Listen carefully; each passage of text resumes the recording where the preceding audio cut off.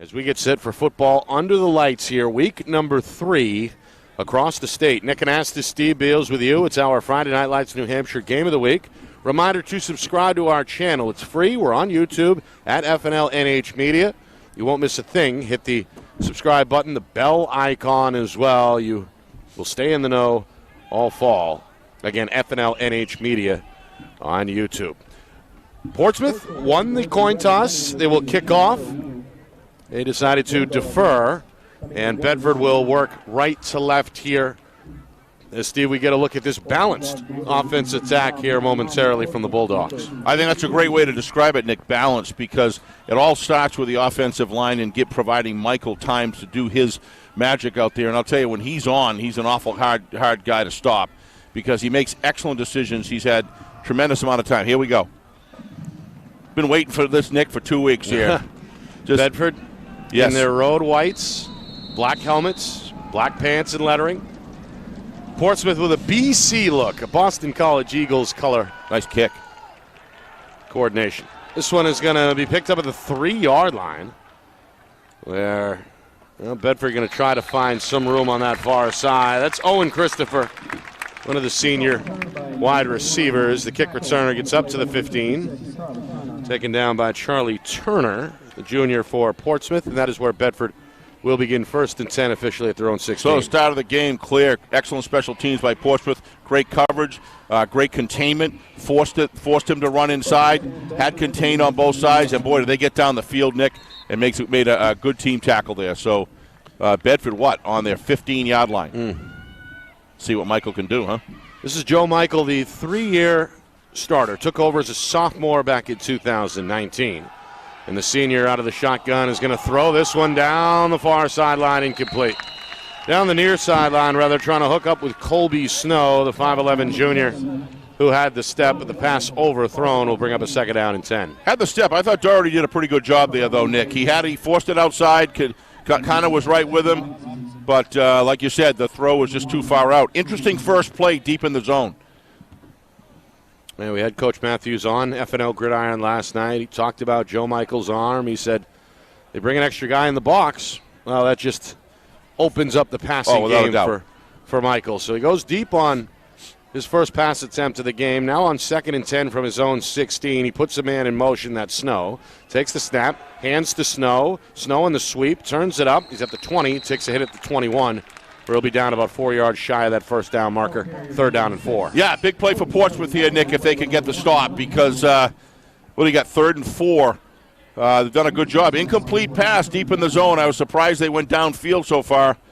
But was it Bedford's on the 21. This is a pretty important play for Portsmouth to stop. And that's Cole Hindle, by the way, coming up, making the stop. We'll call his name repeatedly tonight, of course, under center when the Clippers have the football. But they're making a pretty good play out of the secondary, the sophomore with his first tackle. So Coach, 3rd down and 4 now for Bedford. Again from their own 21-yard line. Portsmouth with 4 down linemen and 4 men in that box. Snow again in motion. Snap. They fake the Snow. They keep it with Michael. He's got the 1st down and more. Bounces it past the 30 and up to about the 32-yard line. So Michael showing that dual threat, Steve, on the quarterback keeper and a 1st down. Yeah, he's showing that he's a senior now. As a sophomore, he was still a good runner, but he's got size and strength. He's clearly worked out hard, Nick, to get himself. He's grown taller. I think he's probably 2 or 3 inches taller than he was a sophomore. At least he looks that way anyway. I really like the play design right there. Force that sweep over to the left and then have a nice hole there for Michael to gain 6 or 7.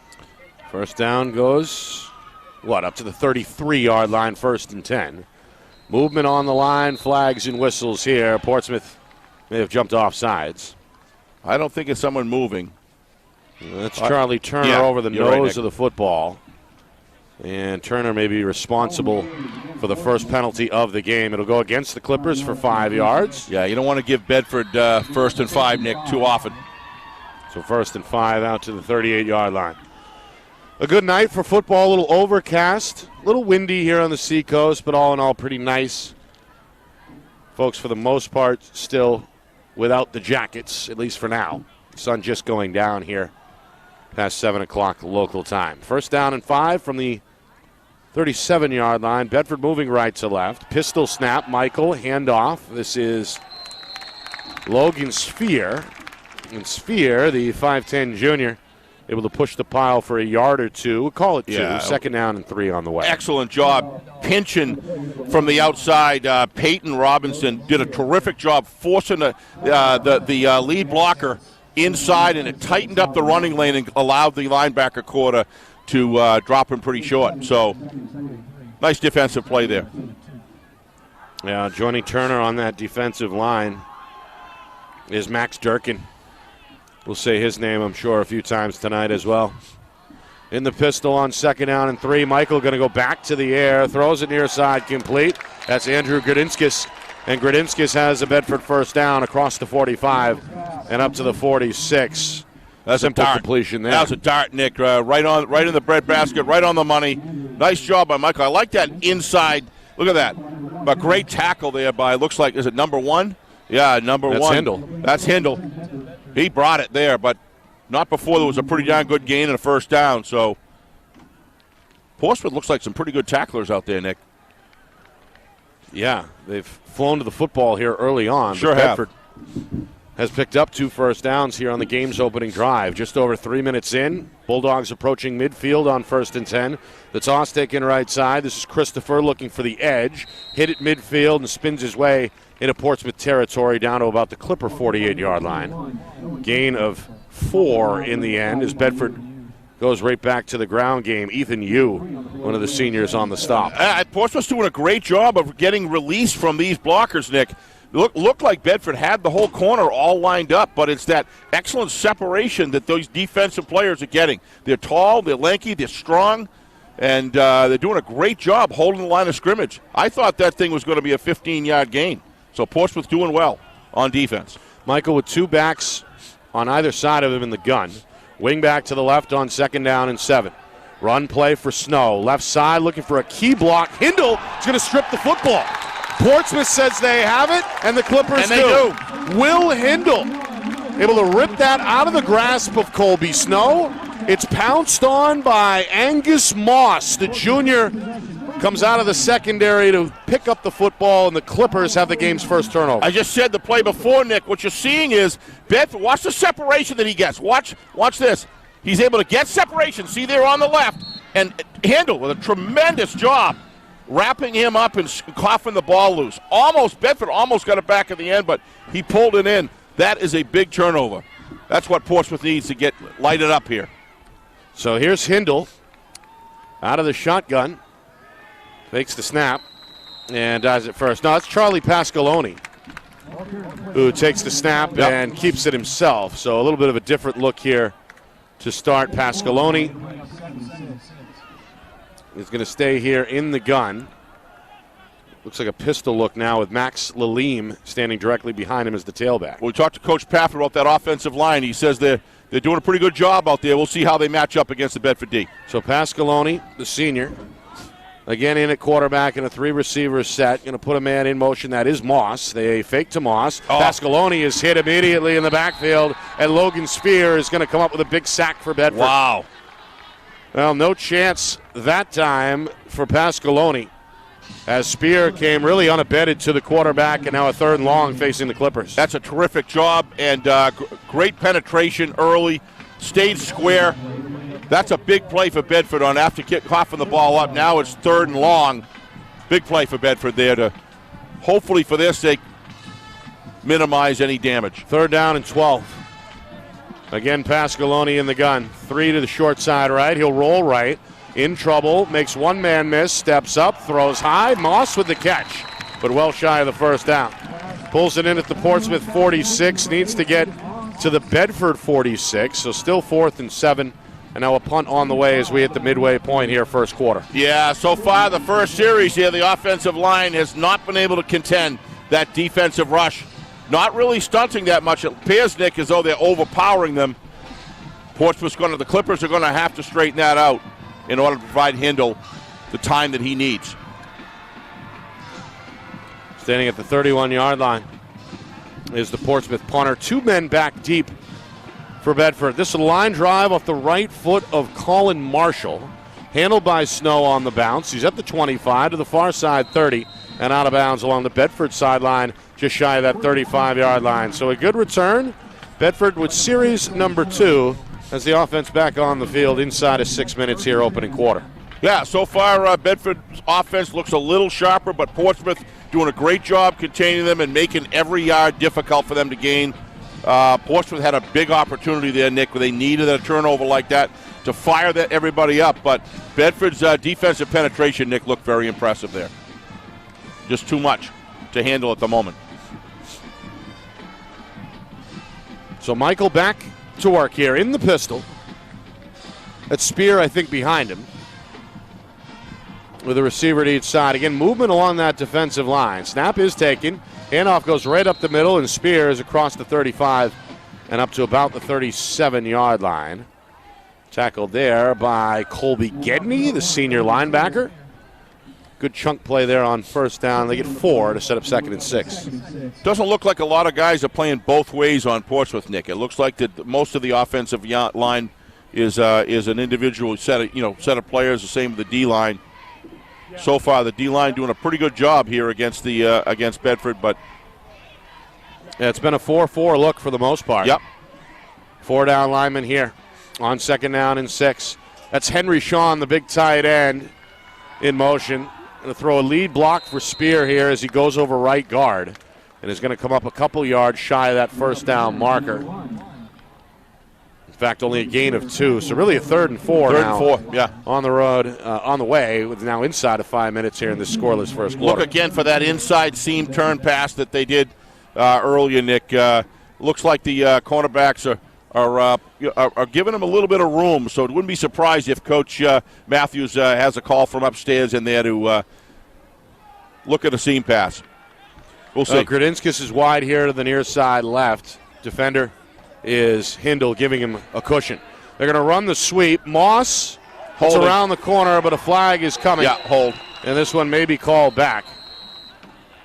Looks like he tried to go around the lead block there by Gradinskis, and they may get him for the hold here. I think it was a hold on 72, Nick. If we get a replay of that, maybe we'll see it. Looks like Ben's going to get us a replay. Watch number 72 right here. Right here. See him? Yeah. Yeah, he's got him a little bit. Yeah. Stop. You can't stop that penetration. Yeah. He's running away from him, and he's got him in. That was a good call. I thought it may have been Gradinskis on the perimeter, but it was not. It was not? Okay, yeah. I think he let go in time. I thought it was 72. Like. Yep. He just wrapped him up a little too tight, and he was grabbing on the jersey as he was trying to release. Of course, that's Jacob Ben, the sophomore, big guy down there. Yep. At 5'10", 195. So that's the first Bedford penalty, by the way, not of the a blatant game. hold. Sometimes you can get away with it, too. Did a good job. Had his hands inside. A lot of times the refs will let it go, but if they see the play escaping and a tug, they're going to call it. Yeah, my father always says if you gain an advantage by breaking the rules, then you should get called for it. If you're not really gaining an advantage on the play, then you let it go sometimes. We got a third mic. Let's get Mr. Onassis up here. Paulie, I'm sure he's listening. All right, Michael on 3rd and 13, going to get flush right side. Throws on the run. That's Gradinskis on a comeback route. Able to pull it in for the Bedford first down. That's a good play right there. Yeah, you start looking up at the college level. You start looking for that capability of awareness in the pocket, Nick. And I think Michael is excellent at that. He's aware. He knows where. Watch him. Watch the scramble here. Then the throw comes off the back leg. Good for 19. Correct. Look at that athleticism right there, and it's right on the money, Nick. Makes excellent decisions. It's the longest play from scrimmage either way. Yep. Great job as we move inside of 4 minutes. Drive number 2 for Bedford. First drive ended right around midfield where they are now due to a fumble via Colby Snow. So the Bulldogs trying to stay mistake-free on this drive. Michael going to keep it himself. May have been a busted play. I think it was. Goes down inside the Portsmouth 45, down to about the 42-yard line. That is close. Cashed in on it, though. To another first down. Hindle, the tackle from the cornerback spot. It does go for 11, though, and a Bulldog first down. Yeah, Michael is showing his worth on this football team today, Nick. Very versatile player. If you give him a couple of steps, he always seems to make the right move. He follows blocks well. Makes good decisions. If there's one thing scouting report I put number 1 on the list for that young man is he makes excellent decisions. Max Durkin, another tackle. He's been busy along that defensive front for Portsmouth. Michael with time whips this down the seam, but Henry Sean cannot quite pull it in. The big tight end hoping to nab that one inside the 10. Instead, incomplete. Now a 2nd and 10 on the way. Looked to me like he stayed outside. I think that he threw it to the spot. Good throw. Tough when you got a defender closing right in on you there. Watch this. He's right there, but just couldn't quite reel it in. Quite reel it in, yep. By the 6'2" senior. Great replay action here. This is terrific. 2nd down and 10. Bedford going to put 2 to the right. And again is Grodinskis and Snow. Spear, the tailback, and the pistol. Roll out right side. Michael again with room. Throws. Grodinskis, another sideline grab. Yeah, it's good systematic drive, Nick, down the field. All designed with Michael at the center of it as the leader. Grodinskis has been busy, his 3rd catch. Always love rolling out athletic quarterbacks, Nick. Get them out there. It's so difficult to defend. And Michael's so smart. And Michael, good on the lacrosse field as well. He's one of Bedford's better players and clearly one of the school's better athletes, as we mentioned, year number 3 as the starter. And year number 3 on the sideline as well for Zach Michaels. Yeah. Came over after 8 seasons at Kingswood. Great having him on the show on Gridiron last night. Replaced Derek Stank, who again brought Bedford 2 Division I titles in 2016 and 2018. Stretch run. This is Spear, good cut. Trying to lower the shoulder around the Portsmouth 30. A flag comes in late. It's going to be interesting what this call is that far out, Nick. On 3rd and 4. Yeah, it's a holding. It's coming back. That'll be the second. See if we can see that again. I didn't see it. The second hold against Bedford here, if that is the case. And here we go. Yep. Okay, if you look down, look at number 70-something. No, it's not him.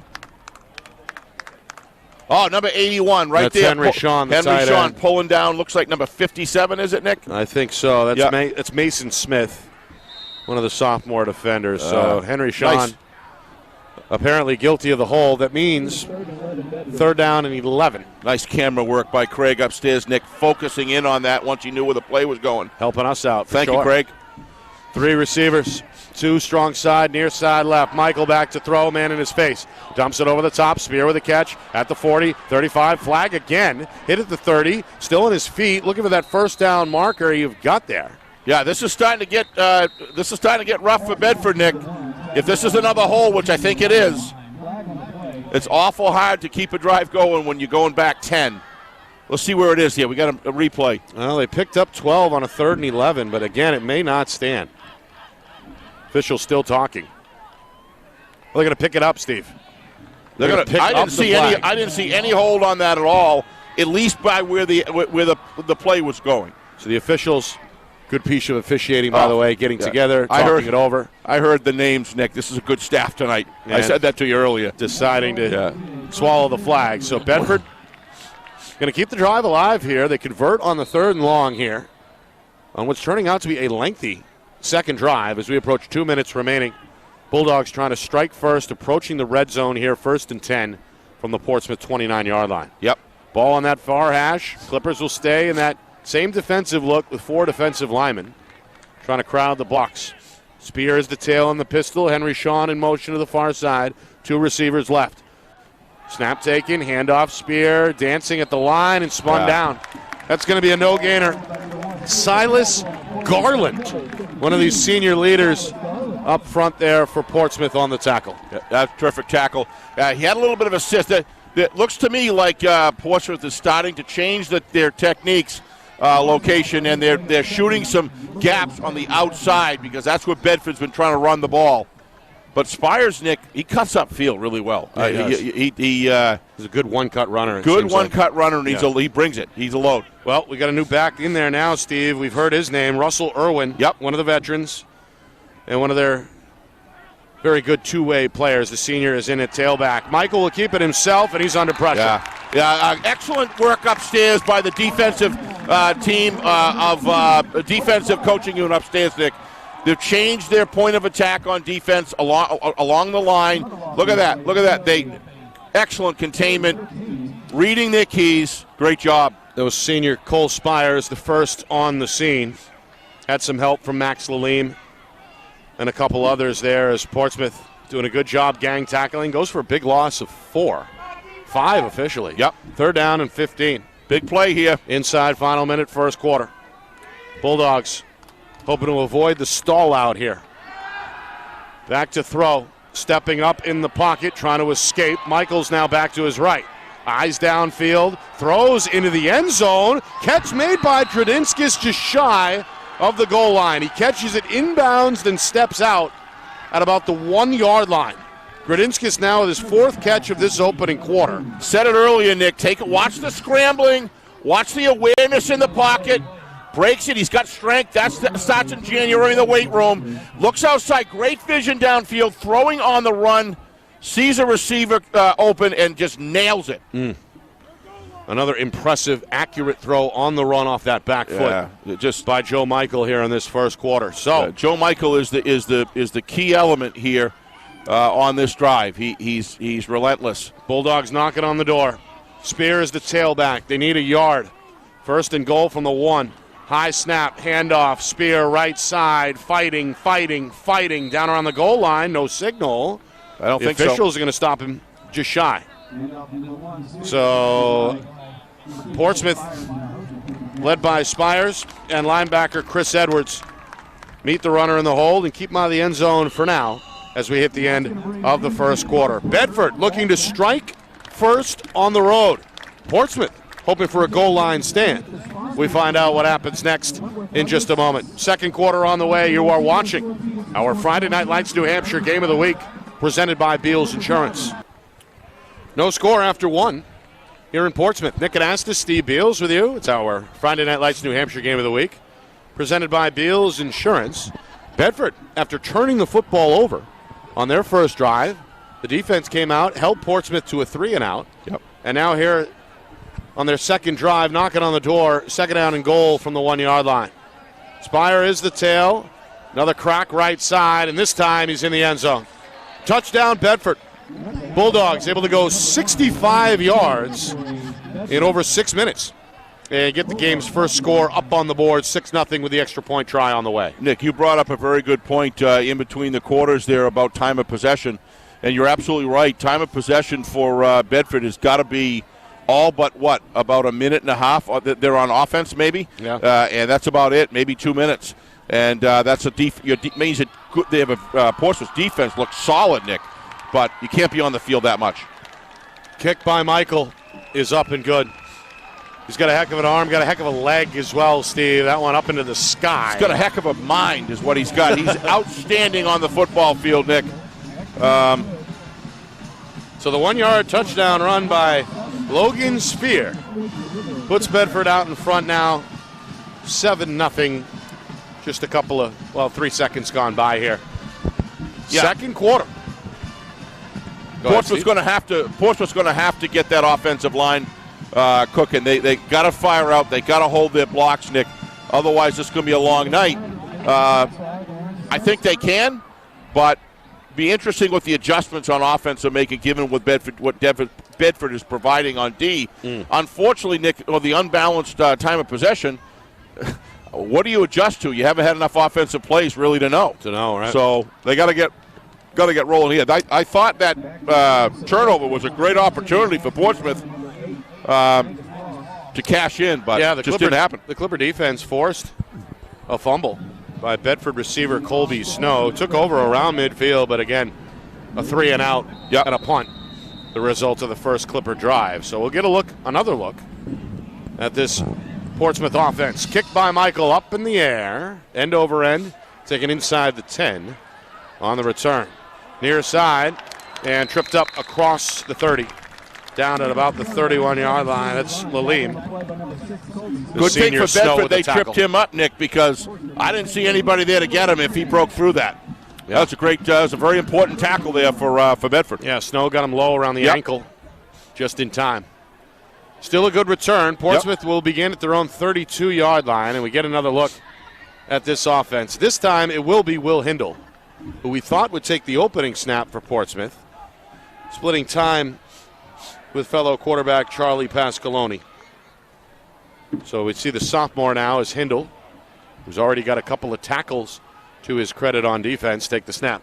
Takes the handoff, keeps it himself right side, going to push the pile up to about the 35-yard line, a gain of 3 on first down. Well, they held their blocks that time, Nick. It's just they're not, when they're firing out, they're not moving the defense at all. But they were able to get a little bit of a down block there and got a little bit of yardage. Yeah, so meanwhile, that's 32 in the middle of that Bedford defense. They got to figure out a way to move the sticks here. That's Russell Irwin, who's really one of their best defenders on the tackle. On 2nd down and 7, Hindle pitches finally at the end of that run and take it in near the first down marker by the Portsmouth tailback. A pretty athletic move there. Let's take a look at that. Yeah. Hindle waiting till the last moment on the read option before pitching that one out to Lalim. Lowers the shoulder and met by Bedford's Evan Shabati on that far sideline. Yeah, nice job by Shabati. Good tackle, good square up. It is enough for a Portsmouth first down. So the Clippers capture that elusive first down with a minute gone by here in the second quarter with Bedford out in front 7-0. Hindle, 2 backs, 1 on each side as he stands in the gun, 3 receivers. Bedford 4 down linemen. Man in motion, give to the second man, that's Leem. Gets a lead block right side and picks up about 5 yards. Yep. Steps out of bounds across the 45 up to about the 47. Portsmouth doing a better job hitting their blocks, getting body position on them with a little bit better technique. That was a nice run. That was a nice turn up field there too. He looks like a pretty solid runner, Nick. Who was that again? That was Lalim. That was Lalim. Okay. Who has played well both ways here early on. Yep, doing a nice job. 3 straight runs to begin the drive as well, as Portsmouth threw 2 out of 3 times on their first drive. So sticking with the ground game here and seeing some results. Again, the quarterback hunted down this time. Henry Shawn. Good play from the defensive end spot for Bedford, able to drag the sophomore down by the jersey. No gain on the attempt. 3rd down and 6 now on the way from the Portsmouth 46-yard line. I would agree. That was a nice play by Shawn there. Again, it's so important to stay square, Nick, when you're playing defense. Because Hindle's elusive. Yeah. All right, what does Portsmouth have up their sleeve here on 3rd and 7? 2 minutes gone by, second quarter.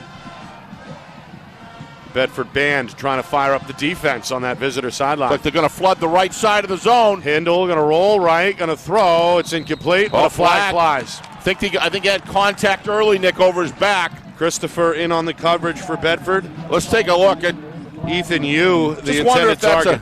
Sorry, Nick. I wonder if that's a catchable ball there, to be honest with you. I couldn't see over the other side. We'll find out now. Again, the flag came in about a second after the ball hit the ground, incomplete. It's kind of a late call there. Okay, now might get a better look here. See if we can see that early contact. Well, it's against Bedford, and he's all over. Yep, he was all over him. Nice call. It is pass interference. Boy, John, that's just terrific job, John. Give the crowd a wave out there, Mr. Cameraman, on the field. That's excellent work. And John Barron down on the field. Craig Incardoni upstairs. Terrific job by both of these guys. And our director, Ben Beals, back in the Beals Insurance Studios, putting it all together. So, 3rd penalty now against Bedford. First against the Bulldog defense. Yeah, it's a good call. I thought it looked a little suspect, but that was a good call. This one hurts, though. A 3rd down and 7. Oh, no question.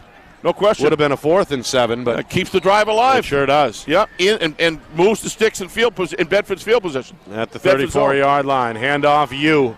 Right side, looking for that lead block. Again, has some room along the edge. Goes down inside the 35. Where did he step out of bounds? Just shy of the 30. So Yu with a pretty good first down run of 4 yards. Yep. Set up a 2nd down and 6. They're going after that right side, Nick, pretty steadily. They're really attacking it on both passing and rolling out that side and running that side. I think their right tackle may be the biggest I think he is. Physically down there. Of course, that's also the linebacker, Max Durkin. Hindle, this time without room, and Henry Shawn gets right to him. Yeah, Henry's having himself a heck of a game. Against a good athlete in Hindle.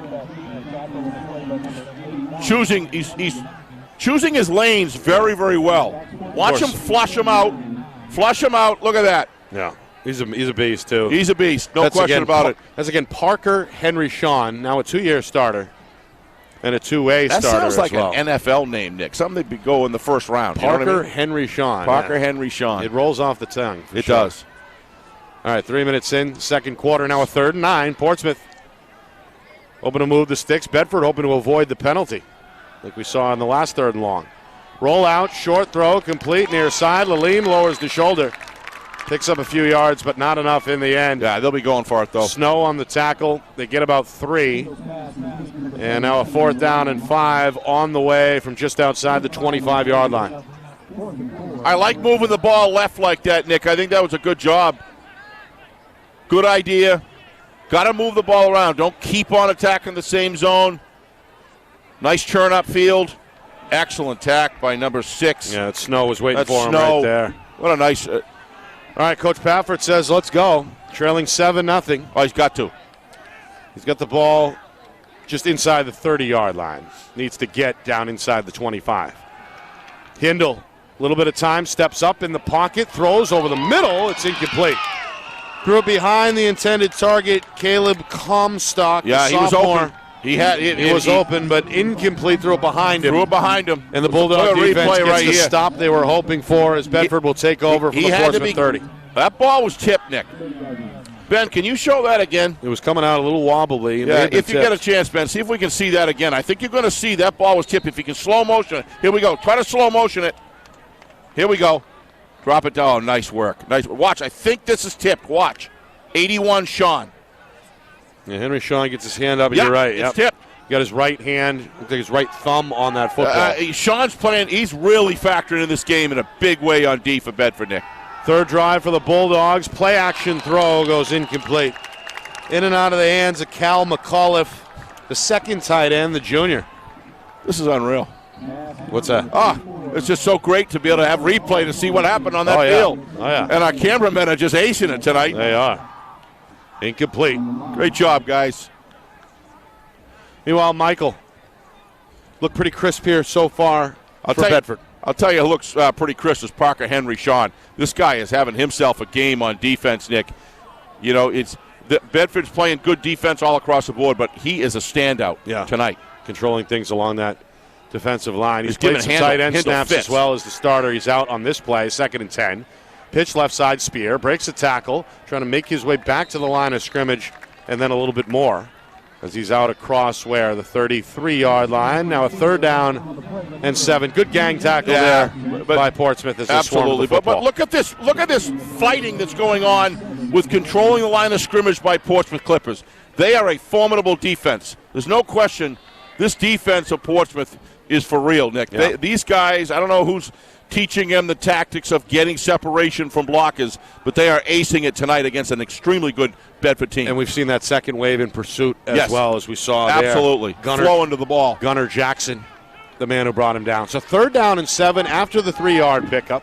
Nearly 5 minutes in second quarter. Bedford on top 7-0, hoping to keep drive number 3 alive. They go to the air. They go back to the man who dropped the pass a moment ago, and he atones. That's McAuliffe on the grab, and it's enough for the first down. The 6'4" junior able to shore up the hands there and bring the football across the 40 to the 41-yard line. Anybody watching Michael play quarterback, you're seeing it done right. Watch how comfortable he is in the pocket. He sets himself beautifully. Look at that. Right in the breadbasket. But it's all about being comfortable and confident in the pocket. He delivers the ball with precision. And he's been able to deliver on these 3rd and longs. He has. As well. We've seen 3 completions now on 3rd and longer than 7. It's awareness on the field. I mean, and he does it, Nick, without all of his attitude is inside, in control. But you can see this guy puts in the head work before the hand work, Nick, every single play. And he also does his homework during the week. You can tell. We want to remind folks to subscribe to the channel. We're online on YouTube at FNLNH Media. Hit the subscribe button. Do so for free. And you'll be notified whenever we go live, and that's early and often all fall throughout the football season. FNL Gridiron gets the weekend going Thursday nights at 6. Exclusive interviews, previews, full recap amongst the coaches themselves, the players, the writers. It's a good program. It's Thursdays at 6, FNL Gridiron. Then, of course, Friday nights, Saturday afternoons, we're live across the state bringing you the football action. And you want to see a leader, look at Coach, go back to the one we did last night, the Gridiron we did last night where Coach Cohen showed us why he's a good coach. 35 years, Nick. I had no idea he was a coach that long. Yeah, over at Bow, of course, following the tragic passing of one of his players, Nick Willett. Throwing the seam, Gradinskis, and then a little shoulder fake. It's going to get him some room after the catch. Brings two defenders with him inside the 25, where they finally wrestle him down at about the 24-yard line. That play goes for nearly 30 and is now the longest play of this first half as Bedford starting to roll here a little bit on offense, trying to build on this 7-0 lead. So watch the quick release on Michael. A little. I don't know if we can get that earlier. That ball was delivered in a dart, but what's really important is when you have a quick. Here we go again. Watch this. Watch him go. Oh, I thought we were going to see it again. He's got a Brady-like quick release. Yeah, I would go almost like a Dan Marino quick. Watch this. Bang. Yep. Look at the velocity that ball's going with. That's college level right there. In and out, and Gradinskis racking up the catches already. 5 in this first half for the Bedford senior. 3 receivers set midway through second quarter. Snow in motion. They fake to a Michael to the left side, following the lead block. Hitting the hole and leaning forward for a gain of a couple. Tackled around the waist by Dominic Bueno, the sophomore from Portsmouth. Still goes for 3. Bedford facing now a 2nd and 7. Pretty clear now why Bedford beat a very good Dover team, Nick, when you see this methodical movement down the field. And after losing to Winnicott, you just wonder how good the Warriors really are. They must be a very solid football team. Well, number 1, the Power Bowl this week. Yep, they deserve it. According to the Union leader. They are in action tonight. We'll take a look at the halftime scoreboard, see how the Warriors are doing.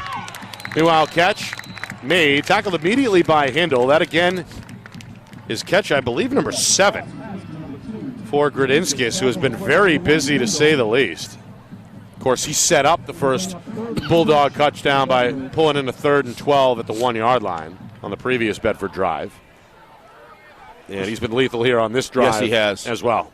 But all heavily, the heavy, I don't want to say lifting, but the headwork that's being done by Michael, Nick, in the pocket, and the decisions that he makes and where to go and what not to do has been a big factor, because this Portsmouth defense has shown me that they've got a lot of good quality players there. This isn't easy for hitting the backfield. That's big. On the blitz. That again is Gunnar Jackson. Comes in untouched and gets the runner around the waist for a loss there. So a 3rd and medium becomes now 4th and 6. Gunnar kind of reminds me of Tebow on Trinity that we did the other night. Yeah. He's built rugged, low to the ground, and he's got tremendous leg power that he came through. That's just a terrific play. This Portsmouth defense, it came here to play tonight, Nick. And they've been on the field more often than not in this first half. The field goal try from 35 yards out is no good. Portsmouth defense keeping Portsmouth in the game, Nick, without a question. Michael with solid. Michael with a line drive kick ends up well low and a little wide as well. So you're right, Steve. The Clipper defense rising to the occasion. They keep Bedford out of the red zone on that drive. They keep them from adding points on the scoreboard as well. Still a 1-score difference. Well, they have 7-0, and now the Clippers with less than 4 minutes to work before halftime. They have an attitude like their head coach, Nick, and that should happen with a head coach. The defense has got to keep your offense, give them as many chances, and they've done a terrific job. Coach Pafford last night, you could tell he's kind of a fiery guy, and you can see that it transfers to the field on defense with his team. Hindle out of the spread. Calls the quarterback draw, wrestled down by Spear after just a 2-yard gain. Up to about the 21-yard line. Again, coming up at halftime, a look around the state. We've got scores.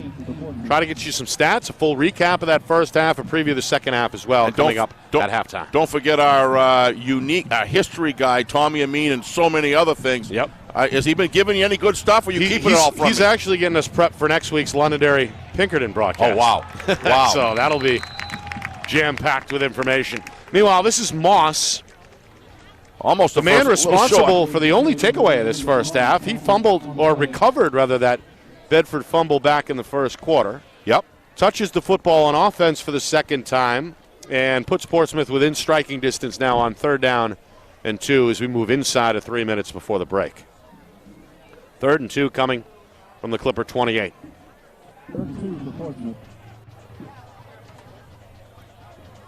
Clippers using a lot of the game clock here. A lot of the play clock, rather, to perhaps try to rest this defense a little bit. Yep. Shotgun look. They stayed on the ground. Laline breaks a tackle. He's and he's got a first down. He is impressive.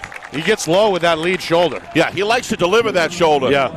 Kind of like Bellavance on BG. He likes to deliver the shoulder. Colin Chandonnet with the tackle. And now Portsmouth trying to speed it up a little bit as the clock beginning to become a factor here. 2:20 and counting. Hindle, 4 receivers, 3 strong side right. Bedford 4 down lineman. Snap, roll right. The sophomore stepping up, throws, has a man. It's Moss nice at midfield. Play. Moss hit hard from behind, but in Bedford territory, down to the 40-yard line, tracked down by Snow for the stop. Another first down on the longest play of this first half for Portsmouth. Well, a lot of mustard on that ball, Nick, and a lot of mustard on that tackle, too. Holy smokes. He held on to that ball. That's doing something right. Look at that. Wow, watch this. Watch this. Boom. Yeah, big hit from behind. He was hit from both ends. Meanwhile, Portsmouth stays on the ground on first down. They run Moss this time to the near side, and he gets a couple down inside the 37. What a nice job by Hindle there in the pocket, Nick, to fight his way loose. Look downfield. He's been great impressive. Vision. He's been impressive as well. Doing a nice job out there. Changes the field position. It was his counterpart, senior Charlie Pascaloni, who started the game at quarterback, but Hindle took over on the second drive, now fumbles the handoff. This one is anybody's guess. The pig pile ensues inside the 40. Portsmouth ends up retaining possession, and now the timeout from Coach Pafford will come with 1:13 to go in this second quarter, 3rd and 7 on the way. Yeah, the offense moving the ball down the field, and all of a sudden they have a mishap like that, Nick. Got to fix those problems in the second half if they come out. They still got 1:13 here. I haven't seen I saw their kickoff, and he seemed to have a pretty decent leg. I assume he might be the kicker as well. So, but I would say they got to get in around, down around the 20-yard line to have a shot. If I'm guessing his leg distance accurately. Well, Portsmouth hoping at least for a red zone trip. Correct. After they've been held outside the 20 throughout this first half. We can't say enough about this Portsmouth defense, this Clipper defense, Nick. How about you? Keeping them in the game. They're keeping them in the game, no doubt. To your point. 7-0, hoping the offense can shoulder a little bit of the burden here. You're going to have to convert a 3rd and long to do so. 3rd and 10. Ball at the Clipper 40. Again, 4 receivers, 3 right side. Bedford now with 3 down linemen in a nickel package. Rolling right side. He's looking. Hindle on the sideline. Now going to throw. High arcing throw is broken up, tipped, and incomplete inside the 5-yard line. 2 Bedford secondary men in on the play. So it looks like Owen Christopher, the senior, may have gotten a hand. I thought Hindle had a little running room here, Nick. Let's just see. Look downfield. Looked to me like he had the edge. No, there was 39 and 6 waiting right there. Yeah. Okay. Good job at least keeping his balance, getting the throw off. Took a hit after the release, and there's Christopher. Yeah. Timed it well, knocks it down. It was intended for the receiver, Comstock. Goes incomplete. But Portsmouth in no man's land here. Yeah. With 1:02 to go. They're going to go for it on 4th and 10 from their own 40. Surprised they're not going to try to pin them deep down here, Nick. There's a minute left. Well, they're going to go for it. They're going to go. Unless we see a pooch.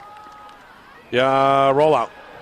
Under pressure. Snow gets the Hindle, and Hindle went down. That's why I say I'm really surprised they didn't kick that, Nick.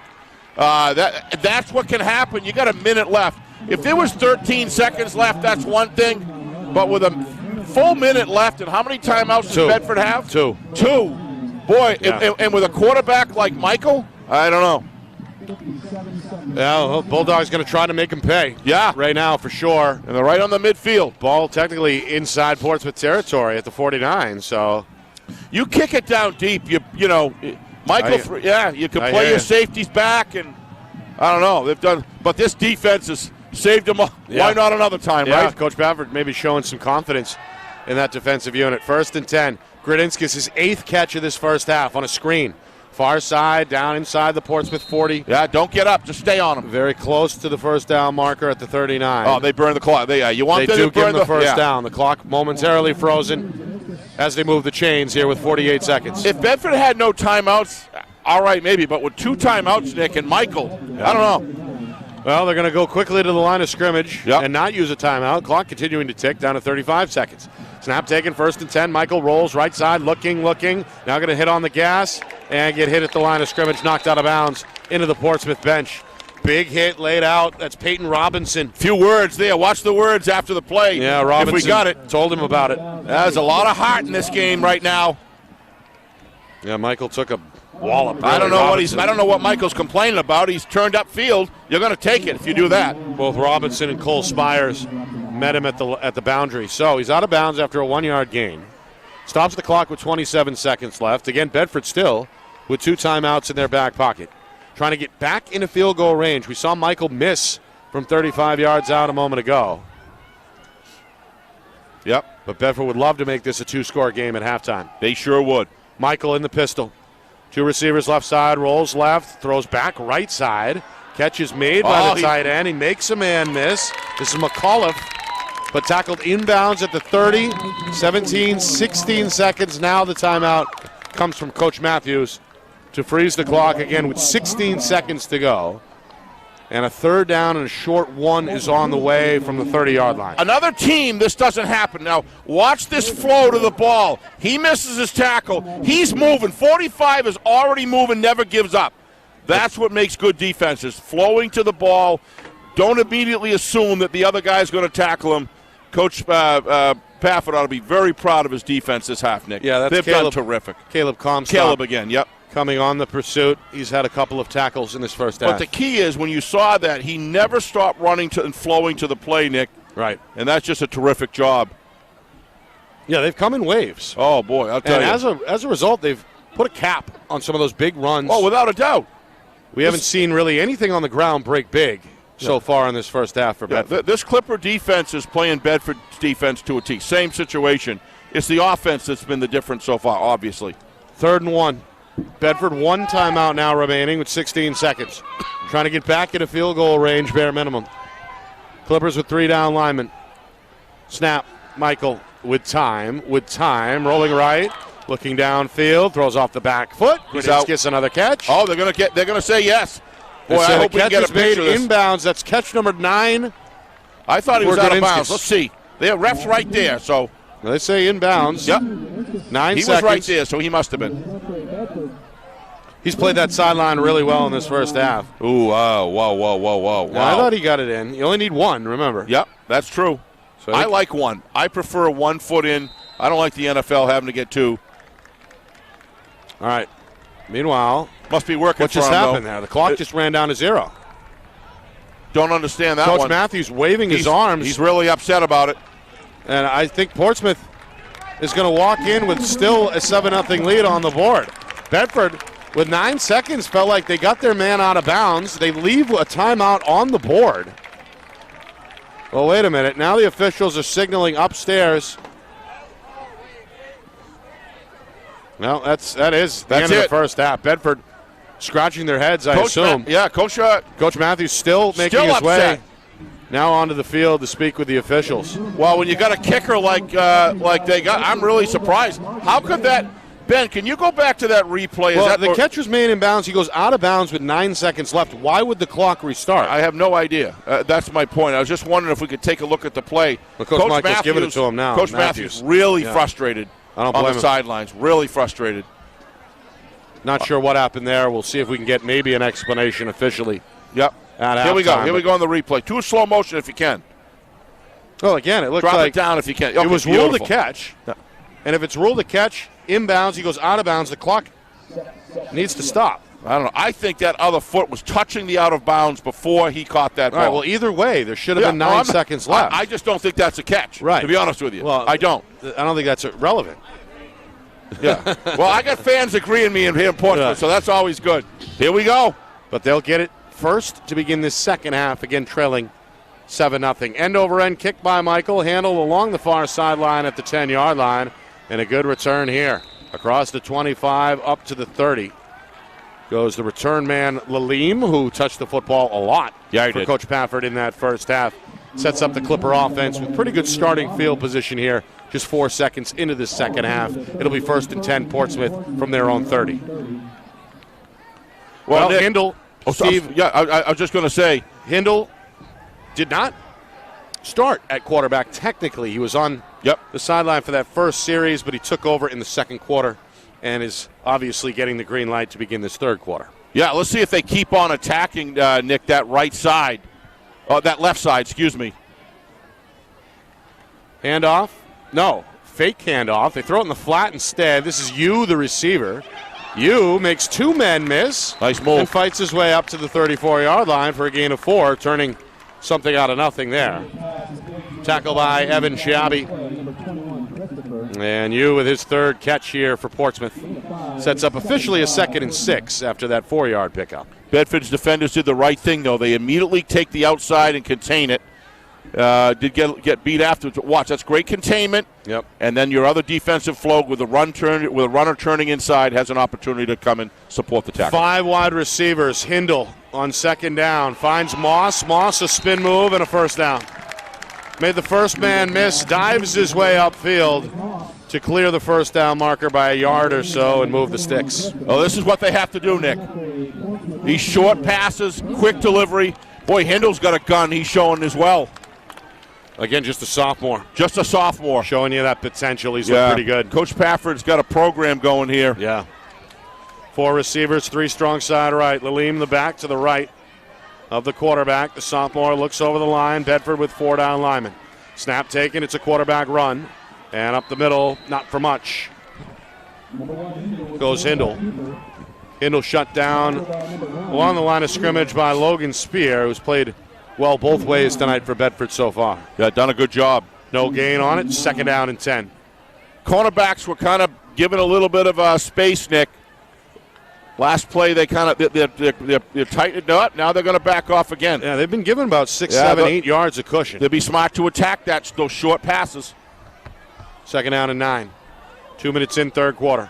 Hindle, 3-step drop, throws down the middle, knocked down, incomplete. Irwin, the middle linebacker, read it well. Yeah. Gets his right paw on it, incomplete, 3rd and 9. You got 2 safeties back there, and then you got 2 cornerbacks deep, Nick. Look at all the retreat. Look at all the white jerseys. The space is underneath here. Yeah. Ben, can you play that one more time? It's a great opportunity to see. Maybe a drag route, something underneath. Something underneath. Look at this. Everybody's retreating that. All that wide open area that everybody's circling back. You got to hit that underneath. That's got to come from upstairs. Let's see what they do here on 3rd down and 9. Again, Bulldogs look like they'll bring 4 on the pressure. They will.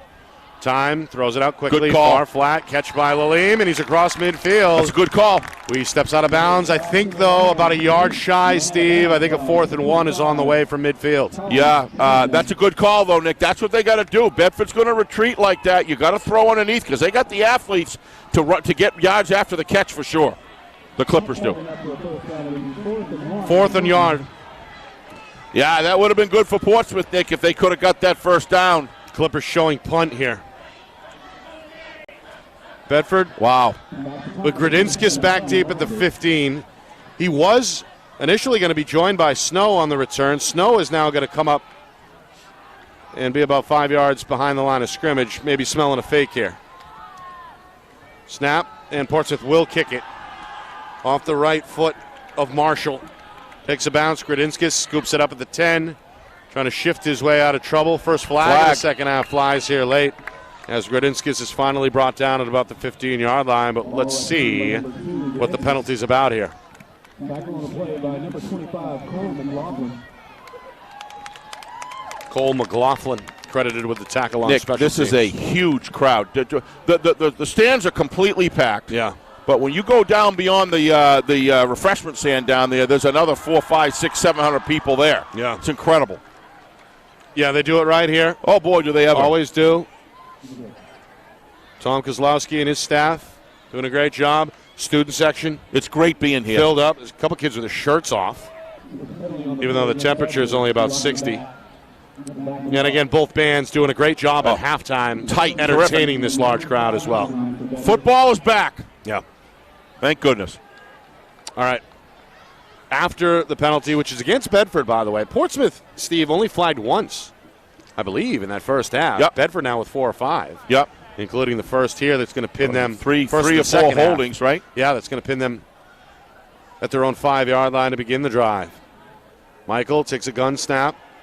And to Snow on an east-west run. Snow with room across the 10, across the 15, and out of bounds across the 20. A first down run up to the 26-yard line there by Colby Snow, showing the speed there on that end-around run. Speaking of speed, if we can get a replay, watch the linemen. Look how quickly they're pulling.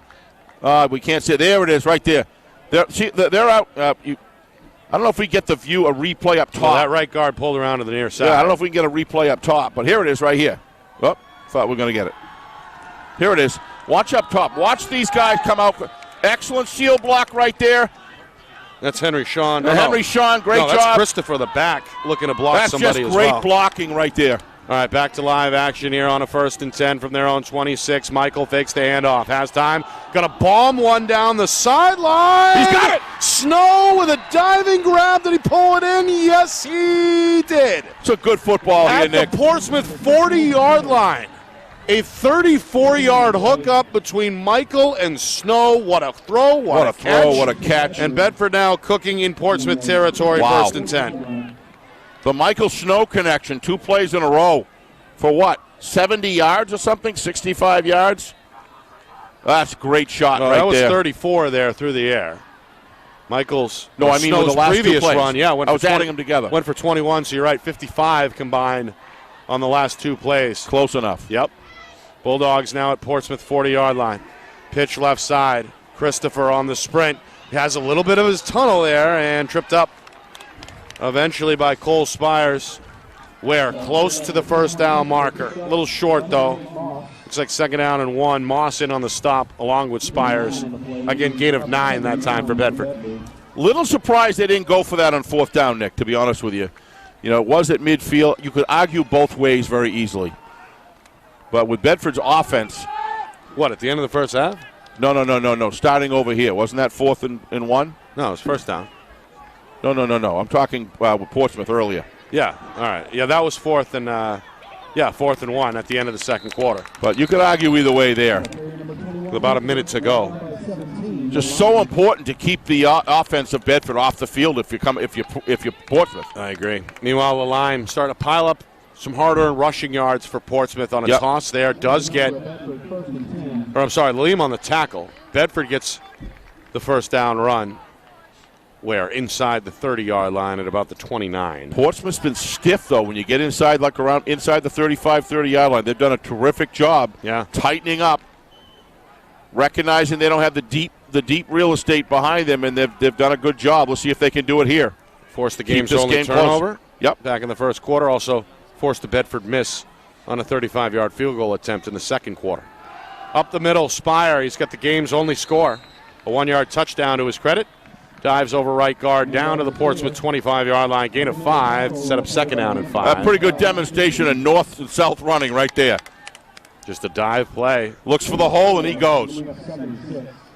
Meanwhile, a lengthy Bulldog drive here that began back at their own 5-yard line, chewing up some clock here. I was just in going to this say, third it's quarter, almost nearly like 5 minutes gone already. It almost feels like a running clock. Yeah, you've been in bounds the whole way here. I drove an hour to get out here, Nick. I want my money's worth, and I'm getting it. All right, pistol look, spear the tail, wing back right side, receiver each side. Flag going to fly on the snap. That's a costly penalty, Nick, right there. Oh, it's offsides. It's against Portsmouth. Against Portsmouth. Don't want to do that, Nick, in your red zone. I believe, again, that's just the second penalty against Portsmouth. They saw a 5-yard offside as well back in the first quarter, but I think they've been mistake-free outside of those 2 calls. But this one gives Bedford a free 5. It's not a first down, however. On 2nd and 6 becomes 2nd and 1. Yeah, but following the 5-yard penalty. These are situations, defensive situations with a quarterback like Michael that you don't want to be in. 2nd and short because it opens up the whole playbook. Yep. Yeah, it's hard to defend these because the offense has it all in their favor. Handoff. This is the first carry for Dominic Tagliaferro. That was well blocked. 5'9", 150-pound sophomore. Trying to show you some sideline-to-sideline speed. He does have a Bedford first down. Seeing a little fatigue there on the outside edge, Nick, of Portsmouth, and you got to understand why, because they've literally been on the field pretty much the whole most of the whole game. Pasqualoni with the tackle. That's just great job of controlling the edge. Bulldogs are inside the 10, which means first and goal. From the 7-yard line. Henry Shawn in motion to the right side. Snap, spear. On a dive play over center. Good job by Fight Portsmouth. his way down to the 5-yard line. Only a gain of about 2. Again, Peyton Robinson spearheading the effort defensively there for the Clippers. We hit the midway point, third quarter. Bedford trying to open this thing up a little bit. Make it a 2-score game out in front here, 7-0. Yeah, you just kind of get that feeling with the way the time is running short, Nick, or running so quickly. It's a big stop for Portland to try to make here, obviously, because 10-0's a lot different than 14 or 15. Yeah. Plus that clock continuing. That's the point. Tick, tick, tick. How many possessions are you going to get? Coming up on 5 minutes, third quarter. Handoff, the bigger back, Irwin, good cut, touchdown Bedford. Boy, does he always does. The senior able to plant that back right foot. Drive. And then cut into the end zone for the 5-yard scamper. Bulldogs lead 13-0. That's a great shot there. You're going to see a good hole here delivered. I believe it's in, look at the inside position. I believe the tackle comes down if we get that. No, okay. Look at the tackle coming right down on number 78 right here. Number 78 on number something 258. What a terrific block right there. Can we slow that down while we get a little, no, looks. Extra point up and good. 14-0 Bedford. Yeah, you want to see a good interior block. Watch this. Slow it down if you can, Ben. Watch this interior block right there. Boom. I mean, there's a couple guys. There's a couple guys. Good seal. He did a great job. Number 75 on 54.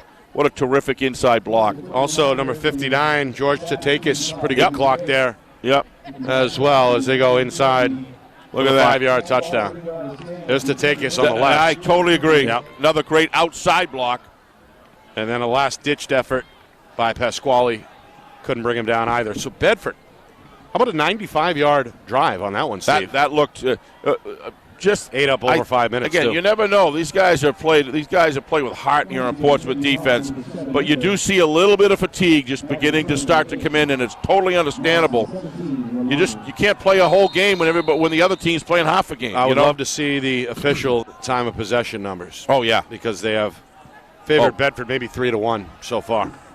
This one a short kick, fielded by one of the up men across the 30, across the 35, and up to about the 37. That's Gunnar Jackson, who's made a few plays defensively for Portsmouth. A good return on a short kick there. Coach Matthews knows he has a two-score lead, Nick.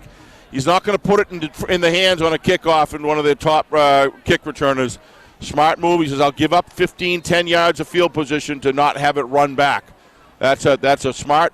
That's a way of saying, okay, your offense has got to beat us on the way down the field. It's not going to happen on special teams. Good call.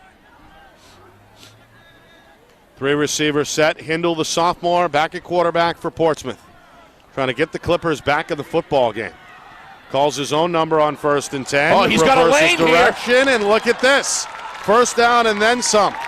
Tackled down at the Bedford 41-yard line by, well, maybe the last man standing. That was Finn O'Neill. The senior may have saved the touchdown on the tackle. Oh, I think it would have been at least down to the 20-25, Nick, for sure. Watch this. This is just full port effort. Nice wrap. Good tackle by O'Neill. Excellent wrap. Excellent form. Hindle. But how about Hindle? He's looking good. He's an athlete, just a sophomore. Shades of Kyler Murray, if I dare say so. Handoff up the middle, and this one's a big gainer for Laline. Follows the right guard inside the 30. It's a pickup of 12 and a first down. You're going to see a nice down block here. Watch this. Watch the right tackle. Watch the right tackle here. Right here. Excellent. Number 55. Look at that. Yeah, that's Moves Max. him out of the way. What a great block. Max Durkin, just a sophomore, Don't Steve. get caught up in all the fluff. That's what football's all about right there. I believe that's the younger brother of Mike Durkin, a standout on the Portsmouth lacrosse team. Standout block right there. It sure was. He's played well both ways along the line of scrimmage for Coach Pafford. Meanwhile, Hindle, some strong running here. Wow. Look at this. Carrying two men with him down inside the 25-yard line, including the tackler, Owen Christopher. I got to tell you, Nick, Bedford's a solid football team, but so is Portsmouth. They got to get it together. Coach Pafford's got to be happy with these. They got a lot of young linemen on that field. Yeah. A sophomore quarterback. And in particular, Coach said he wanted to keep an eye on that offensive unit up front, and that line has done a pretty good job tonight, an admirable one. Certainly Portsmouth more in the second half, I agree. trying to get some points, though, to show for it. Yep. As they've been shut out so far. On the roll, it's like an option, and it's going to get snuffed out. No gain. So, trying to keep it left side on a stretch run. Hindle never quite got the edge. Tackled by a few Bulldogs there. And actually a loss of a yard in the end. So 3rd down and 5. Clock continuing to move. We're down to 3 minutes remaining in this third quarter. Bulldogs trying to tighten up, keep Portsmouth out of the red zone, where the Clippers have yet to make an appearance tonight. They've not been inside the Bedford 20. Hindle, 4 receivers, 3 strong side right against the 3-man rush. Stepping up, looking. Now the walls are going to come down. Ball comes out as well. Fumble at the tail end of the play. Bedford says they have it, and so do the officials. that's big. He held on. He stayed in the pocket too long, Nick. You see in the replay here, you're going to see that Hindle stayed in the pocket. It started to close. He had an opportunity to get out of it. Good job on the pressure. Henry Shawn in there. Henry Shawn's been there all Bedford. game. How about Magnus Steele? We said his name. All game. And in the end, that ball comes out, and Bedford gets like the an football. injury. Meanwhile, that's not good. That's Snow, Colby Snow. Looks like a cramp. One of their top players. Snow was in there. He may have been the guy to strip it. Yeah. You see Snow getting in there with that right arm. That young offensive line is Snow caused it. And then I'm not quite sure who recovered for Bedford, but Snow took the worst at the bottom of the pile there. Landed right on his right arm. They're actually stretching out his leg. Now they're going to get him to his feet, and a good sign that he's walking off under his own power. I think that was a cramp, Nick. Although he's got a little bit of a limp. And I will say that great job with Bedford closing out the pocket. Yeah. Just a little bit of a size and age differential there on a few of those offensive line positions. We had a chance to talk to Coach Pafford last night, and he says he's high on these guys, but they are young. Yeah. And well, a lot of young first-time players in the program. Yeah. Right? He said over 30. Oh, yeah. Yep. Including 11 on the freshman squad. Yep. So, overall, though, he's got to be pleased with the state of the program. Over 90 players top to bottom. Oh, without a doubt. And to your point, competition at really all 22 positions. Great All right, job. here's Spear on a stretch run. Going to stay inbounds. Tackled shy of the sideline, but no gain. 2nd and 10 on the way. I've been amazed at Portsmouth's ability to get separation on defense from the offensive linemen. They do a terrific job getting that separation, keeping their hips square, straddling the line, and closing up the holes and not giving. That's just a terrific job on D right there. They've been doing it all game. Yeah, that's Gunnar Jackson, too, Steve. I don't know how many times we've called out his number and absolutely. Number 28 down there in maroon. Again, on the pursuit, making the cleanup tackle. 2nd down and 10. Clock still ticking. Fast-moving third quarter. We hit the 2-minute mark. Michael on 2nd and long. Looks left side. He's got Henry Shawn who bobbles it. Did he pull it in? No, he did not. Incomplete. Diving effort by the senior tight end. He got 2 hands underneath it on his way to the ground, but couldn't quite secure it. Incomplete 3rd down and 10. We'll get a good view of it, hopefully, right here. Michael set in the pocket. Nice release. Thought he threw a really good pass here. Yeah. Right there. Yep, just not there. Couldn't quite Yep. reel it in. On that overhead catch awful, attempt can be tough. Awful tough when you got a safety coming in to ring your bell. Yeah. All right, 3rd and 10. Bedford likely going to put it back in the air here with Michael. Quarterback drops back. The senior going to run. right side, has some room, and I believe has a Bedford first down. Quarterback with that amount of athleticism, that amount of pocket presence, that amount of ability to roll out and think on his feet. This guy's a dangerous quarterback, Nick. Got some speed, too, underrated. I said that in the beginning. He's got speed. Yep. Gets the first down for Bedford. Now to the 36-yard line, so needed 10, gets 11. That's been a theme tonight, Steve, for Bedford on those third and longs, whether through the air or on the ground. They've been able to keep drives alive. Well, I mean, you get a little bit of a containment on those ends when they try to run an inside route to rush Michael. Michael gets outside of him, and those are deep routes, Nick. Yeah. Christopher on the toss, trying to reverse direction, and that's not going to happen. They just don't give up. Portsmouth swarming to the ball. Leem leading the charge. No gain. Well, again, the Clipper defense logging a lot of snaps. Starting to see some of the hands on the hips, which is usually a telltale sign of fatigue. Again, Bedford has won the battle of field position, or rather time of possession. No question. And as we continue to move forward here, fourth quarter around the corner, fatigue really could be something to watch. Seems like we just signed on for the second half, Nick. Can we go up to 15-minute quarters? It's been a fast-moving game overall. Been a really enjoyable 3 quarters in just over 90 minutes. Michael to the air. He's got a man. That's McAuliffe. Wow. McAuliffe, his third catch, and the tight end going to weave his way down that far sideline for a big Bedford gainer. Nick, those are first-rate passes right there. The comfort this fella's got in the pocket. We're going to see. Well, look at that comfort. Leads him perfectly, right in the hands. Just a terrific job. Always has arc on those throws, good spiral, and to your point, on target, hitting his guy in motion. But it all comes from good quality footwork in the pocket, Nick. He positions himself. He points the shoulder, nails the hammer when he throws, releases quick. All the fundamentals are there. He looks like a third-year starter. He really does. Let's see if Bedford wants to get one more play off. They will, just in time. Hand off to Christopher right side. Little jump cut. Going to get him a couple, but that's it. That'll do it for the quarter. So Bedford will face a 2nd down and 8 when we come back. Bulldogs looking for their second straight win and their second win of this early 2021 campaign. Can they hold on to a 14-0 lead, or will Portsmouth find some magic on their home field and stay unbeaten? We begin to find out next. You are watching our Friday Night Lights New Hampshire Game of the Week. It's presented by Beals Insurance.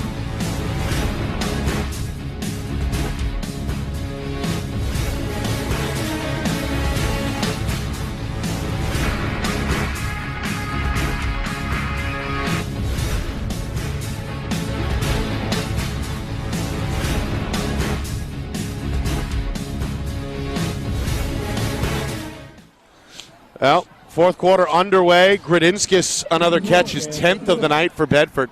Sets up a 3rd and 3 for the Bulldogs at the Portsmouth 26. Bedford trying to really blow this one open. A 14-0 lead through 3 quarters. And on the march here to begin the fourth. Snow on the right side. Great run. He was held down, shaken up after recovering a fumble on defense. He's clearly okay, Steve. He moves the sticks here for the Bulldogs. Yeah, he is. This is coming from because Portsmouth is beginning to lose the edge. And I mean, I'm talking about the positional edge off to those off-tackle runs. And it's just fatigue. It's not skill. It's fatigue.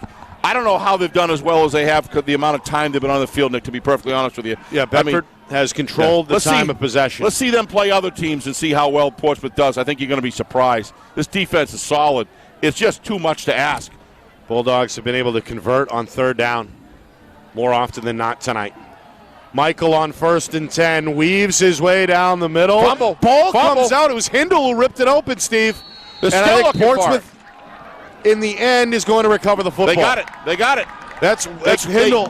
This defense just gets it done, Nick. They refuse to I mean, if you've got a solid defense, you've got a football team. And the way that these guys play and what they come up with, they just stiffen up in the end zone.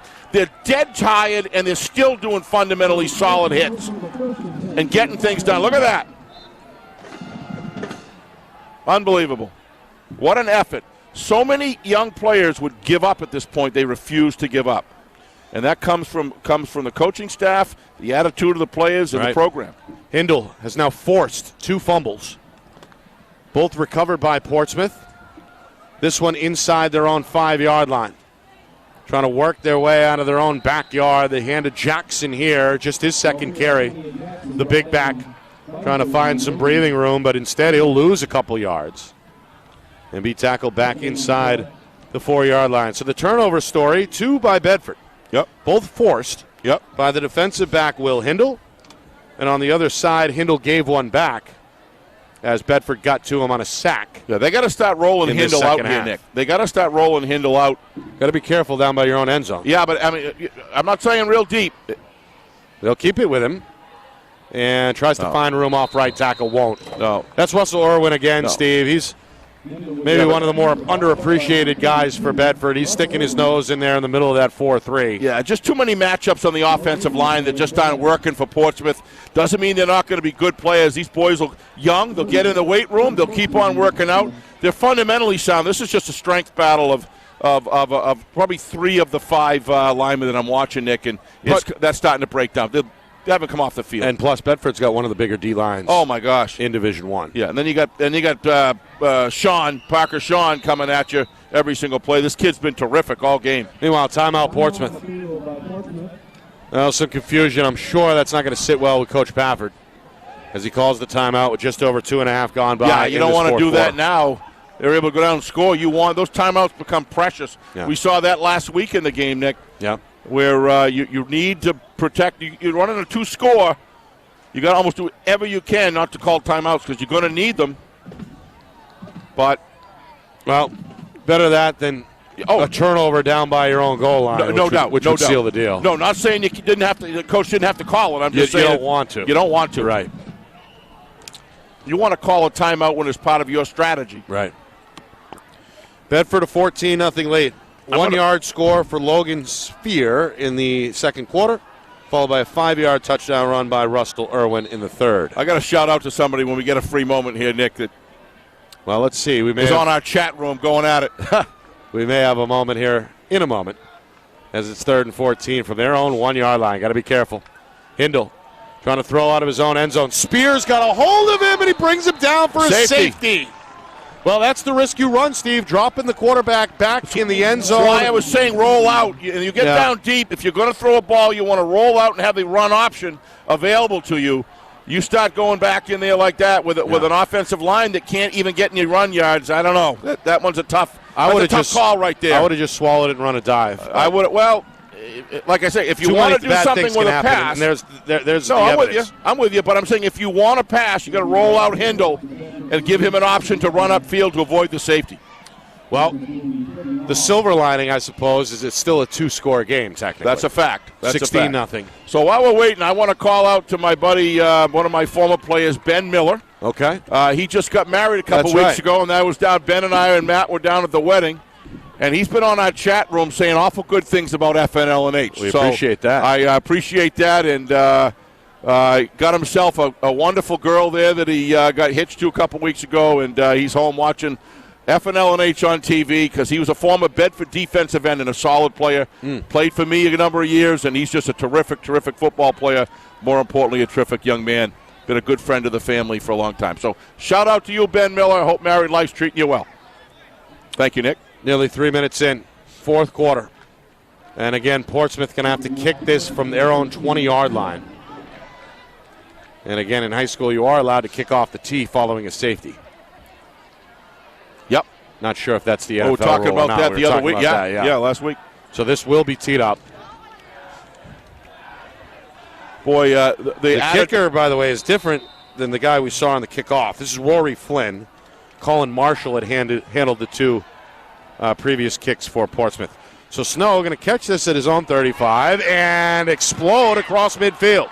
In Portsmouth territory, still on his feet inside the 30, trying to hang on to that football as he spins his way down to the Portsmouth 25-yard line. A great return by Snow, and Bedford with outstanding starting field position here at the Portsmouth 25-yard line. However, there is a flag on the play, so let's see what happens. This is what happens when you get up 2 scores and the defense has been on the field the whole game. The defense now is running uphill and Bedford's running downhill. It's just a lot of the tackle attempts are coming up high. Yep, coming up high. It's just a lot of arm tackles that the body's giving out. That's so take nothing away from here on in. That's the thing you picked up on early on was the potential fatigue factor in the second half. Yep. And we may be seeing that now from Portsmouth. First and 10 from the 25. Bulldogs going for the throat here with a 16-0 lead.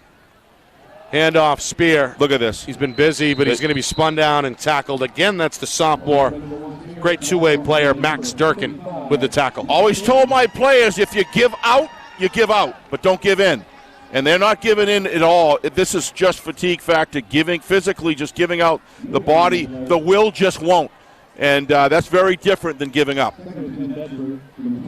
So I'm going to be interested to see Portsmouth scores over the next coming weeks. They are playing in a very tough division, though, so they're going to get plenty of varsity football. They're going to be playing against with Exeter's and Winnicott and Dover and the D1 East. Yep, perhaps the deepest conference this year. Irwin trying to bust his way through a brick wall. Not going to happen. Portsmouth up to the challenge there. Again, Durkin, last man up from the pile. And a 3rd down and 10 on the way. But Bedford perhaps more concerned with running that clock. Already 4 minutes gone by, fourth quarter. Yeah, Coach Matthews has done it. He's had the advantage, and he's used it wisely. He recognized the second half. Once he got that second score, you notice he dropped his defensive back, kind of like the pace has been a lot slower. Pace has been slower, using up those seconds in between plays wherever he can. He's done a good job managing the game. Yep. Know how to win from ahead. You'd be amazed how many coaches don't. And again, 3rd down has been kind to the Bulldogs tonight. They'll try it again on 3rd and 10. Gradinskis, wide receiver screen, left side, down inside the 20, close to the 15, but I think a couple yards shy. When it's all said and done, it will be 4th down. Yep. So are we going to see Michael's leg here? 11 catches tonight, by the way. Yeah, he's been. That's the most we've seen from any player so far this season. You could see him the second half of last season, Nick. We did some games with Bedford. You could see Gradinskis really differentiating himself as a junior. Very heady ball player, tough, runs great routes, makes good decisions on the field. He's a good overall athlete as well. Good athlete. A member of that basketball team. Yes, that's right, too. For Coach Moreno. Nick never forgets the basketball names, I'm telling you. The only guy I know that can do play-by-play and color with great effect in basketball. Wow. I appreciate the kind words, but I'm not the only one who can do it. Meanwhile, good block. A couple good blocks on the edge. Snow is a 1st down, and he's going to be knocked out of bounds by you at around the 10-yard line. Boy, remember, he's playing hurt too, Steve. 2 things going on right there. Watch the edge. Watch the edge cave. This was not happening in the beginning of the game. And the edge is caving down for Portsmouth now, and Bedford knows it. That's why Coach did it, because they're winning it almost every time. Yeah, the right tackle and 2 tight ends out there on the right side. But when Portsmouth was healthy, was not healthy, but didn't have the fatigue factor, they were controlling that edge extremely well. And that's the only reason why Coach Matthews went for it. I don't blame him. I also think he probably saw it a little bit risky to kick it. Get a block kick, they run it down. Smart move, just going for it, keeping control of the game. Yep. You want to keep the clock moving, and even if he doesn't get 1st down, so what? The clock moves. He doesn't give the opportunity for a big play. Right. Just shy of the 6-minute mark. 1st and 10. Pitch to Christopher. Left side at the 5, eyeing the goal line. Touchdown, Bedford. Fatigue touchdown. Christopher from the scamper. It comes from what? About 15 yards out. Yep. And that may have sealed the deal. It's now 22-0 with the extra point try coming. Yeah, well, the extra point, now you're looking at more than 3 scores, Nick. That's an awful hard hill to climb. And, when you review the game, the offensive line hasn't been able to control enough plays to believe that Portsmouth can do it. But what Portsmouth does need, they need a kickoff return and get a 2-point conversion. Something like that to get them back in, and then at that point they can try to make a run for it. But they've got to snap a big play. And I give Coach Matthews a lot of credit. They're going to go for 2, I think. Yeah, they are. And you can't blame them. 24, that's 3 times 8. That's 3 times 8, so there you go. Yeah, they'll go for 2. Well, you got 3 touchdowns and a field goal, or three right. 3 8-point scores. Yep. With the 2-point conversions. Either way, they want the 24. And they'll go for it out of the gun. Quarterback keeper Michael trying to zigzag through the middle. I think he's short. Yeah, he's short. Yep. So they're not going to get it. Silver lining for Portsmouth, they deny the 2-point try, but Bedford gets 6. And now with just over 6 minutes remaining, lead it 22-0 here on the road in Portsmouth. And the Bedford band playing some touchdown-friendly music. Touchdown-friendly music. Yeah, they've done a good job over there on the visitor good. Sideline tonight. So good, Nick, to see the cheer squads and both bands here. I agree. It adds so much value to the student bodies, to the back and forth, and fair amount of Bedford fans making the hour-long trek over. Yeah, not bad. We certainly hope they'll go home and watch Friday Night Lights later on tonight. Or on the drive home. Or on the drive home. Right on the phone, right? On the phone. A reminder, if you haven't subscribed, please do so. Join in on the fun. Our channel on YouTube, of course, is FNLNH Media. You can subscribe for free. If you really want to get bold, hit the bell icon, and you'll be notified exactly when we go on the air. All football season. And, of course, we go beyond the fall as well. Basketball during the winter, lacrosse during the springs. So stay in the know. Again, FNLNH Media on YouTube, FNLNH Media. Short kick. And a little mishandle, or ball was mishandled on this near side. Portsmouth going to dive on it, however. It's kind of a funny kickoff. I think he thought it was coming to him, and then it just kind of died in the air. A tricky catch. That's Aleem, though. He's been shorthanded tonight and busy for Portsmouth, running hard on offense. Yes, he has. Making a few tackles. Shaking up a little bit, Steve. He's on the sideline in some pain, holding that right forearm. Yeah, right, I think the Bedford player fell on it. Yeah. Let's see what they can manage here without Aleem, at least for the moment. 6:26 to go, trailing 22-0. Portsmouth one turnover tonight. Bedford with 2. And only 2 penalties for the Clippers. Nonetheless, they've been held out of the red zone. Nice run. This is Jackson lowering the boom. Took on Gradinski's head on. Watch this on replay. This looks like Larry Zonka. You guys are too young to remember him, but I do. Watch this turn up field here. Watch this. Bang! Like that. Wow. Yep. Getting low, leading with that right shoulder. That's it. Get your money's worth before you go home. All right, how about John Riggins? Nevertheless, we're going to get this guy on. If we had a third mic, we'd get him on with us.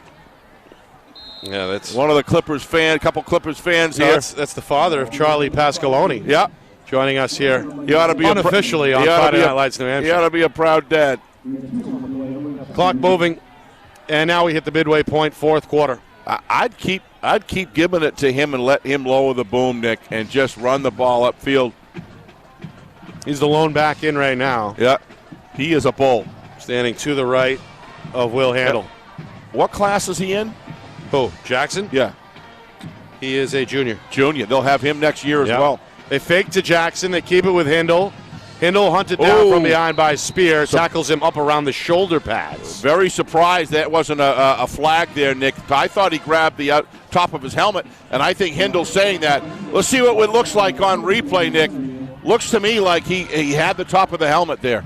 Well, the officials have done a good job. They have. They've let the players play more often than not. Not a whole lot of flags in general tonight. No, that's an old play. That's an old play. All right, meanwhile, live action, 5 minutes remaining. 3rd down and 10. Portsmouth trying to keep the drive alive. Hindle on a rollout, 5-man pressure, throws incomplete. Left it a little short. Good comeback effort by the receiver, Comstock, but he couldn't quite make up the ground, and now a 4th and 10 facing Portsmouth inside of 5 minutes here, 4th quarter. Hindle has been, it's kind of been sneaky. Bedford hasn't given Hindle a lot of time. And even if he has a little bit of time, they're kind of tall and lanky. They're in his face. Yeah. And they're kind of swarming around him. He hasn't had any opportunity to be comfortable in the pocket. Yeah, they've done a good job bottling up. Yep. They sure have. Forcing the sophomore to kind of scramble and figure it out on the fly. You know, we were at the Jamboree. I was singing praise of the offensive line, but the defensive line of Bedford, Nick, they are stout. Yeah. Not stout. They're tall and rugged. Portsmouth going to punt here. Off the right leg, right foot of Colin Marshall. Handled by Snow across the 30 and out of bounds at the Bedford 34-yard line. Yep. So the Bulldogs trying to kill off the final 4:51. They can see that second victory within arm's grasp, so to speak, trying to close this one out on the road. Up 22-0 over Portsmouth. Well, when you look at the Bulldogs division, Nick, and you look at, Goffstown, you look at Bedford, you look at Concord.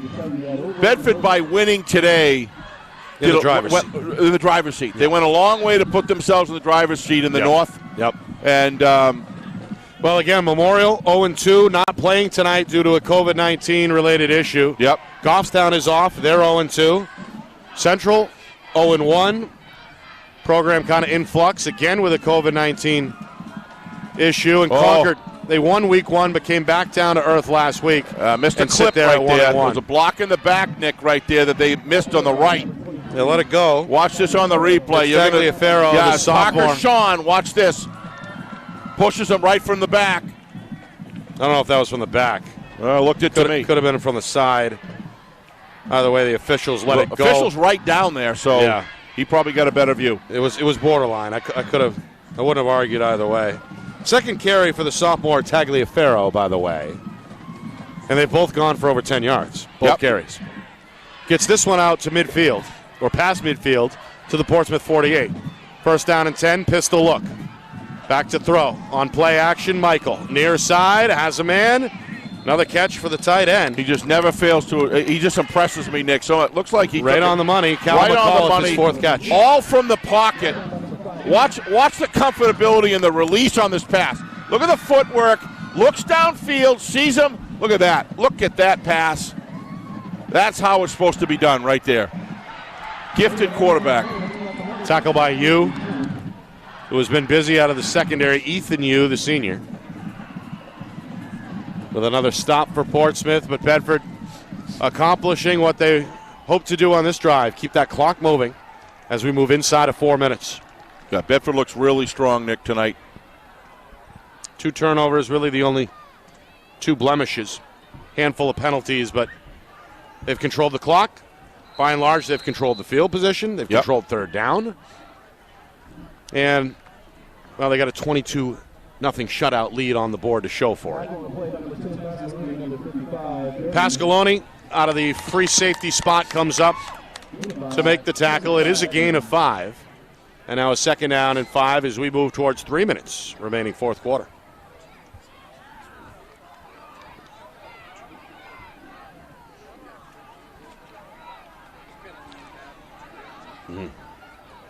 Yeah, that's sights and sounds from our cameraman Craig Incardoni upstairs, doing a great job. He is the newest member of our Friday Night Lights New Hampshire squad. Glad to have him. And of course, John Barron down there in the end zone. This is Christopher. Scored the third Bedford touchdown earlier in this fourth quarter, and does a good job not only getting the first down but staying inbounds to keep that clock moving. Pascaloni, another tackle. Because Christopher has been busy tonight. Yes, he Logan has. Spear found the end zone. Seen Michael on a couple of quarterback design runs. Irwin had the other touchdown for Bedford. Tagliaferro, as we mentioned. So some options in that backfield for Coach Matthews at Bedford. Going to roll out Michael. Michael off the back foot, tossing this into the end zone. Tagliaferro leans out and makes the catch for a touchdown. A fingertip grab. What a great catch. By the sophomore. Able to reel it in on the run with 2 hands. Michael throws his first touchdown pass of the night. Watch the Bedford replay now out in front, 28-0. He never stops running his route. I told my receiver, never stop running full speed. Look at him. You got the corner. He raced to his spot right from the beginning and never slowed down. Also, stretched its arms out at the right time. No question. But timed it right. To your point, He wasn't jogging in his route, Nick. sprint. And then, again, last second, extend those arms, pull it in.